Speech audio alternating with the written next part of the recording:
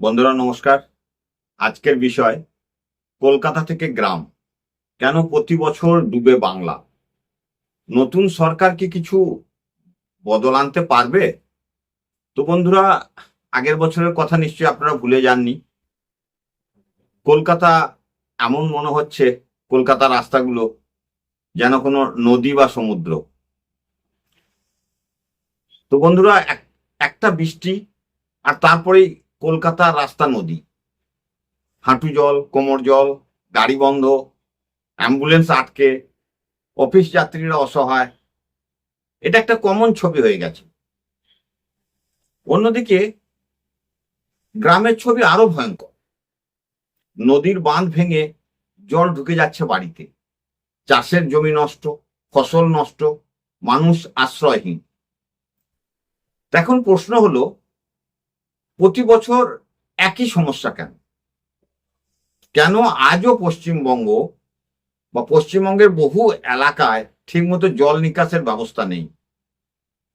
কেন পুকুর, খাল, জলাভূমি ভরাট করে একের পর এক বড় বড় ফ্ল্যাট তৈরি হয়েছে, বড় বড় বাড়ি তৈরি হয়েছে, বড় বড় শপিং কমপ্লেক্স, শপিং মল তৈরি হয়েছে? কেন নদী সংস্কার বা ড্রেন পরিষ্কার শুধুই কাগজে লেখা থাকে? আর সবচেয়ে বড় প্রশ্ন বন্ধুরা, বাংলায় যদি নতুন সরকার কিছু করতে চায় বা নতুন সরকার আসার পর তাদের কি করণীয়, তাহলে এই সমস্যাগুলো সমাধানে তারা কি কি করতে পারে? আজকের ভিডিওতে আমরা আবেগ নয়, বাস্তব নিয়ে কথা বলব। সমস্যার মূল কারণ, প্রশাসনিক ব্যর্থতা, রাজনৈতিক দায় আর ভবিষ্যতের সম্ভাব্য সমাধান সব বিশ্লেষণ করব বিস্তারিতভাবে। কলকাতা কেন প্রতি বছর ডুবে যায়? 1 ঘন্টার বৃষ্টি হলেই কলকাতার রাস্তার উপর কেন হাঁটু জল? কলকাতা শহর ভৌগোলিকভাবেই একটি নিম্নভূমি এলাকা, অর্থাৎ এখানে ভারী বৃষ্টি হলে জল জমার সম্ভাবনা স্বাভাবিকভাবেই বেশি। কিন্তু প্রশ্ন হলো, আগে তো এত সমস্যা হতো না, তাহলে এখন কেন কয়েক ঘন্টার বৃষ্টিতেই শহর অচল হয়ে যাচ্ছে? এর পেছনে কয়েকটি বড় কারণ আছে। প্রথমত, পুরনো ড্রেনেজ ব্যবস্থা। কলকাতার বহু ড্রেনেজ, যে ড্রেনেজ লাইনগুলো ব্রিটিশ আমলের তৈরি, আজকের না। জনসংখ্যা বেড়েছে বহুগুণ, কিন্তু ড্রেনেজ ব্যবস্থা সেই অনুপাতে আধুনিক করা হয়নি। দ্বিতীয়ত, নালা ও খাল দখল। এই ফ্যাক্টরটা বা সিন্ডিকেট রাজ, এই জিনিসগুলো আপনারা সবাই জানেন। অনেক জায়গায় প্রাকৃতিক জল যাওয়ার রাস্তা বন্ধ হয়ে গেছে। যে নালা খাল দিয়ে জল বের হতো, সেখানে এখন বাড়ি, মার্কেট বা অবৈধ নির্মাণ। তৃতীয়ত যদি বলি, জলাভূমি ধ্বংস। পূর্ব কলকাতা জলাভূমি একসময় শহরের প্রাকৃতিক ফিল্টার হিসেবে কাজ করত, পূর্ব কলকাতার পার্ট। এখন ধীরে ধীরে সেই জলাভূমির অংশ দখল বা ভরাট হয়েছে। ফলে বৃষ্টির জল ধারণের ক্ষমতা বা বৃষ্টির জল ধারণ করার প্রাকৃতিক ক্ষমতা কমে গেছে। নেক্সট যদি বলি, ড্রেন পরিষ্কার, দুর্নীতি ও অব্যবস্থা। প্রতি বছর বর্ষার আগে কোটি কোটি টাকা বরাদ্দ হয়, কিন্তু বাস্তবে দেখা যায় প্রথম বৃষ্টিতেই রাস্তা ডুবে যাচ্ছে। মানুষ তো প্রশ্ন তুলবেই, টাকা কোথায় গেল? এবার আসি গ্রামের দিকে। গ্রাম বাংলা, গ্রামের অবস্থা আরো ভয়ঙ্কর। শুধু কলকাতা নয়, গ্রামের পরিস্থিতিও খুব খারাপ। বিশেষ করে নদী তীরবর্তী এলাকাগুলোতে প্রতি বছর বন্যা হচ্ছে, প্রতি বছর। কারণ কি? নদীর বাঁধ সংস্কার হয় না, অনেক বাঁধ বছরের পর বছর দুর্বল হয়ে পড়ে আছে। বর্ষার সময় অতিরিক্ত জলের চাপ সামলাতে পারেন, ফলে বাঁধ ভেঙে জল গ্রামে ঢুকে পড়ে। নদী ও খালের পলি তোলা হয় না, নদীগুলোকে সংস্কার, নদী নালা খাল বা গ্রাম বাংলায় বড় নালাগুলোকে কাঁদর বলা হয়ে থাকে, সেগুলো কিন্তু সংস্কার হতে দেখি না। অনেক নদীর গভীরতা কমে গেছে, পলি জমে নদী ভরাট হয়ে যাচ্ছে, ফলে অল্প বৃষ্টিতেই নদী উপচে পড়ছে। অবৈধ দখল, খাল বিল পুকুর ভরাট করে বাড়ি ও ব্যবসা তৈরি হয়েছে সব জায়গায় দেখতে। এর ফলে প্রাকৃতিক জল চলাচল বন্ধ, একদম স্টপ হয়ে গেছে। স্থানীয় প্রশাসনের গাফিলতি, যে লোকাল প্রশাসন যারা রয়েছেন তারা কিন্তু দেখেও না দেখার ভান করেন, কিংবা ওই কাটমানি। অনেক সময় সাধারণ মানুষের অভিযোগ করলেও ব্যবস্থা নেওয়া হয় না, কারণ স্থানীয় প্রভাবশালী গোষ্ঠীর চাপ। তো বন্ধুরা, জলাভূমি ধ্বংসের ভবিষ্যৎ বিপদ কি হতে পারে? জলাভূমি ধ্বংসের ভবিষ্যৎ বিপদ, ফিউচার কি হতে পারে? অনেকে ভাবেন একটা পুকুর ভরাট হলে কি এমন ক্ষতি? আসলে ক্ষতি অনেক বড়। জলাভূমি কেন গুরুত্বপূর্ণ? বৃষ্টির জল ধরে রাখে, ভূগর্ভস্থ জল স্তর বজায় রাখে, যে আন্ডারগ্রাউন্ডের যে ওয়াটার লেভেল সেটাকে মেনটেন করে, বন্যা কমায়, পরিবেশের ভারসাম্য রক্ষা করে, গরম কমাতে সাহায্য করে। যখন এগুলো ধ্বংস হয় তখন শহর ও গ্রাম দুটোই বিপদের মুখে পড়ে। আজ কলকাতায় গরম বাড়ছে কেন? কারণ কংক্রিট বাড়ছে, জলাভূমি কমছে। আর জল জমছে কেন? কারণ প্রাকৃতিক রিজার্ভার ধ্বংস হচ্ছে, প্রাকৃতিক রিজার্ভার। এবার বলি বন্ধুরা, নতুন সরকার কি পদক্ষেপ নিতে পারে, বা নতুন সরকারের পক্ষে কি পদক্ষেপ নেওয়া উচিত? এখন আসি সবচেয়ে গুরুত্বপূর্ণ অংশে। বাংলা এখন নতুন সরকার এসেছে, এখন তারা কি করতে পারে? রাজ্যব্যাপী জল নিকাশ অডিট, পুরো রাজ্যব্যাপী, নাকি শুধু সেটা কলকাতায়, পুরো রাজ্যব্যাপী জল নিকাশ অডিট করতে হবে।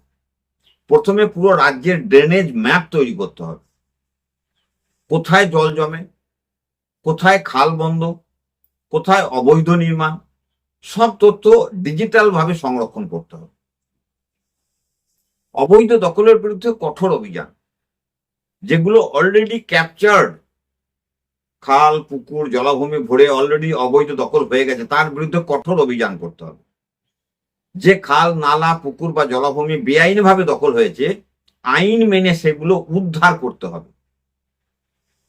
নজর আন্দাজ করলে কিন্তু চলবে না, এখানে রাজনৈতিক রং দেখা চলবে না। যদি সাধারণ মানুষ বা সাধারণ মানুষের জীবন বাঁচাতে হয়, তাহলে কঠিন সিদ্ধান্ত কিন্তু নিতেই হবে। নদী সংস্কার প্রকল্প, নদী নালাগুলোকে বা ছোট নদী বা কাঁদর যেগুলোকে বলা হয়, সেগুলো সংস্কার প্রকল্প প্রতি বছর নদী ড্রেজিং বাধ্যতামূলক করতে হবে। পলি তোলা, নদীর গভীরতা বাড়ানো এবং বাঁধ শক্তিশালী করা জরুরি। বাঁধগুলোকে মজবুত করতে হবে, দরকার হলে সেখানে পাথরের ওয়াল তৈরি করতে হবে, যেগুলো বিপজ্জনক হয়ে রয়েছে। আধুনিক পাম্পিং ব্যবস্থা, সবসময় আধুনিক পাম্পিং ব্যবস্থা কিন্তু রেডি রাখতে হবে। কলকাতার মতো শহরে স্মার্ট পাম্পিং সিস্টেম দরকার। এমার্জেন্সি বৃষ্টি শুরু হলেই দ্রুত জল বের করার ব্যবস্থা থাকতে হবে। নতুন নির্মাণ আইনে পরিবর্তন আনতে হবে। নতুন নির্মাণ, যেগুলো জলাভূমি বা ইন ফিউচার পুকুর ভরাট করে নির্মাণ করতে না পারে, সেই আইনে পরিবর্তন আনতে হবে। যেখানে জলাভূমি বা প্রাকৃতিক জলপথ আছে, সেখানে ফ্লাড নির্মাণ সম্পূর্ণ নিষিদ্ধ হবে। বিল্ডার লবির চাপে প্রশাসন নরম হলে ভবিষ্যৎ পরিস্থিতি আরো ভয়ঙ্কর হবে। দুর্নীতির বিরুদ্ধে ব্যবস্থা, দুর্নীতির বিরুদ্ধে বিশেষ তদন্ত করতে হবে। ড্রেন পরিষ্কার, নদী সংস্কার বা বাঁধ মেরামতের টাকা কোথায় গেল তার অডিট হওয়া দরকার। প্রত্যেকটা কিন্তু হিসাব চাই। দোষীদের বিরুদ্ধে কঠোর ব্যবস্থা না নিলে পরিবর্তন সম্ভব নয়। গ্রামে স্থায়ী বন্যা প্রতিরোধ ব্যবস্থা শুধু ত্রাণ দিয়ে সমস্যার সমাধান হয় না। অনেক নেতারা আপনারা জানেন ইচ্ছাকৃতভাবে ভাবেন যে যদি বন্যা হয় তাহলে ভালো, কারণ ত্রাণ সামগ্রী আসবে, সেখান থেকে কিছু ইনকাম করা যাবে। তো ত্রাণ দিয়ে সমস্যার সমাধান হয় না। প্রয়োজন কি? প্রয়োজন শক্তিশালী বাঁধ, আধুনিক সেচ ব্যবস্থা, নদী সংযোগ প্রকল্প, একটা নদীর সঙ্গে আর একটা নদী যে কানেক্টিভিটি, এই ধরনের প্রকল্প, বা ছোট ছোট নালাগুলো গিয়ে নদীতে মিশছে, বৃষ্টির জল সংরক্ষণ, এগুলো কিন্তু বিশেষভাবে নজর দিতে হবে। এবার বলি সাধারণ মানুষের কি ভূমিকা। শুধু সরকার একতরফা ভাবে করে যাবো বললেই কিন্তু হবে না, এখানে জনসাধারণেরও ভূমিকা রয়েছে। সব দোষ শুধু সরকারের নয় বন্ধুরা, সাধারণ মানুষেরও দায়িত্ব আছে। আমরা কি করি?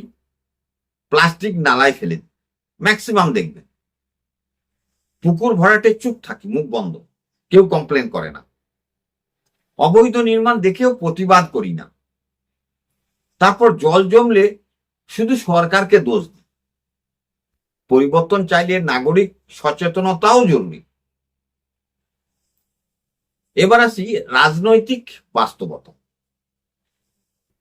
সব সরকারই উন্নয়নের কথা বলে।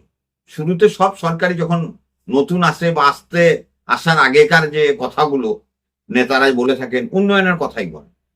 কিন্তু বাস্তব উন্নয়ন মানে শুধু বড় বড় বিল্ডিং নয়। আসল উন্নয়ন হলো মানুষের নিরাপদ জীবন।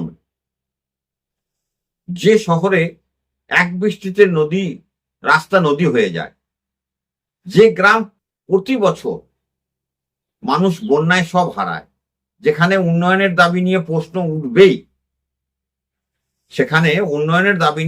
উঠবেই, বছরের পর বছর গ্রামগুলো দেখা যাচ্ছে বাঁধ ভেঙে যাচ্ছে, নদীর বন্যা, ফসল নষ্ট, বাড়িঘর নষ্ট, রাস্তা ভেঙে যাচ্ছে। নতুন সরকার সত্যি মানুষের আস্থা অর্জন করতে যদি চায়, তাহলে জল নিকাশ ও পরিবেশ রক্ষা তাদের অগ্রাধিকারে আনতেই হবে। এগুলো কিন্তু নজরের মধ্যে আনতে হবে। বাংলার মানুষ বহু বছর ধরে একই কষ্ট দেখছে। বর্ষা এলেই আতঙ্ক, রাস্তা ডোবা, বাড়িতে জল, ফসল নষ্ট, জীবন বিপর্যস্ত। তাদের পশু যেগুলো পালন করে সেগুলো জলে ভেসে যাচ্ছে। মানুষ এখন শুধু প্রতিশ্রুতি নয়, বাস্তব পরিবর্তন দেখতে চায়, শুধু মুখের কথা নয়। নদী, খাল, পুকুর, জলাভূমি, এগুলো শুধু পরিবেশ নয়, এগুলো বাংলার ভবিষ্যৎ।